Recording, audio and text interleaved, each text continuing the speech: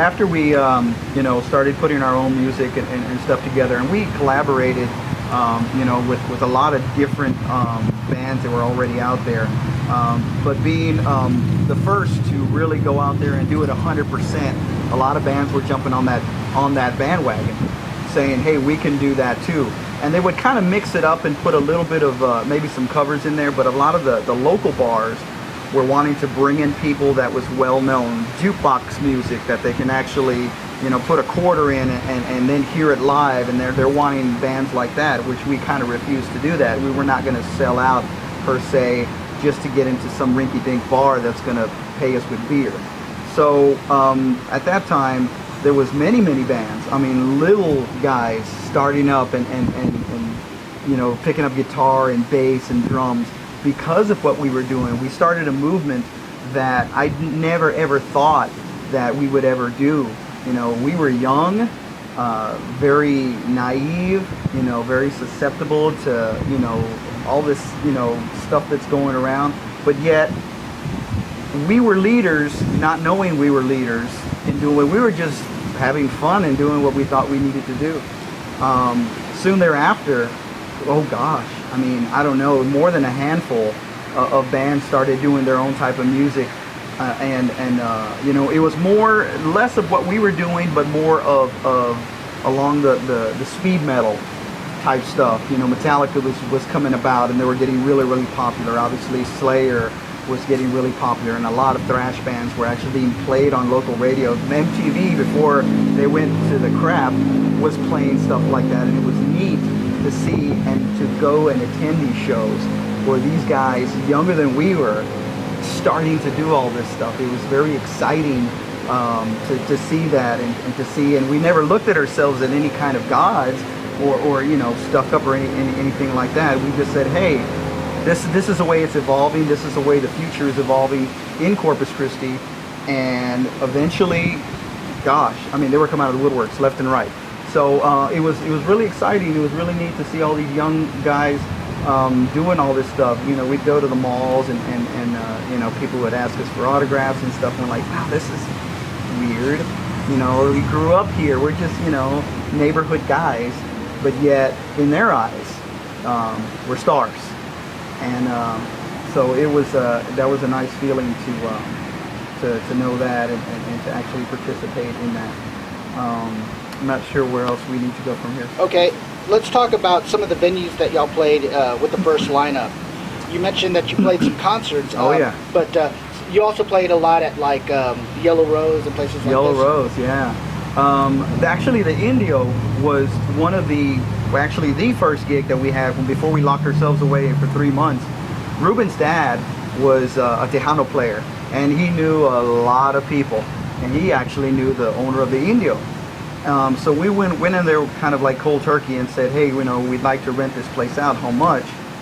Ruben, talking the way he talks, kind of mentioned his dad, and of course his dad had some influence in there, so I think we got it for free or something at that time. So everything was like profit that we did, but still we had to buy all equipment and t-shirts and so forth. So that was pretty neat, but that was the start of it. El Indio became less of a Tejano type dance hall and evolving into like heavy metal.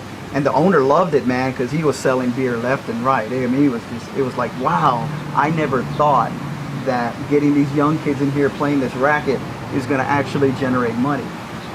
Soon thereafter, the Yellow Rose was it was actually a country bar, huge country bar. I think the owners of that at one point sold it, lost it, whatever it was. So this guy comes in and he takes it over. He says, you know what, we're going to turn this into metal, because I think he saw the way the things were going as far as metal and it exploding here in Corpus. So that was another prime place. We played with Watchtower there, heavy metal Thanksgiving. That sucker was packed. It was a great venue. I'm not sure how many people there, 500-600 people turned out, you know. I mean, what else is there to do on Thanksgiving? So it was like $5 a show, you know, for a ticket to come into the show and stuff, and they did sell beer and stuff. So they actually made money from that. We had a few major gigs. Rodney, being our manager at the time, was negotiating with the actual producer, or I should say the promoter for Yngwie Malmsteen, and another, I want to say it was Ullman, that came down. And they were needing an opening act. And Rodney, being as persistent as he is, he actually got a sit down with the actual promoter, convinced him to bring us aboard, and then the rest is history. There you go. And we immediately thought we were going to do some rinky-dink opening for, I mean, it wasn't rinky-dink by no stretch, but it was at the Coliseum when it used to be here, with the Scorpions and Girls School, and it was Scorpions and Quiet Riot. That's what it was. And we were supposed to take Girls School spot, but things fell down. So we got this Yngwie spot, which is a lot better. We had to go in there and use their equipment and their sound system. It was like fantastic. That was one of the great things. Next show that came around was Metal Church. They came in, and I'm not sure who they were playing with as well, but Rodney again, talked to the promoter, and he said, man, we've got previous, booking with Yngwie, and we did fantastic there. How about you give us a shot here? So there you go. We got that gig as well, and we got to party actually with Metal Church. They were staying out on the island or something, so we got to actually party with them afterwards. So that was pretty cool. That helped basically seal the Final Assault movement, I should say. As we went forward, they knew we had that in our hat already. They knew that we started original stuff already. They knew that we had a real good following. And we were actually saying, hey, picking and choosing at that point, who's going to come and open for us? So we had a lot of bands bidding literally on, hey, can we open for you? Can we open for you? Can we play with you? And of course, we'd say, hey, you got to do it for free, just to get some exposure out there. I mean, as it is, we had to rent the place. We rented the lights, the smoke, and all that kind of stuff. And then you guys are coming in and using all this stuff.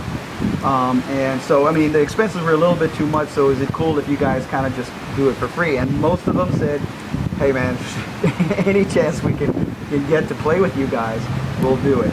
So that was going on for a little while. It turned out to be really, really good how everything came together from those gigs, from Metal Church and from Yngwie.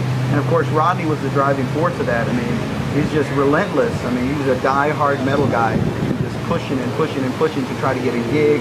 I think he went down to Mexico at one time. We tried to get a gig down in Mexico and rent this hall out or something to that effect. But I don't know what happened. The things fell apart. But so where do you want to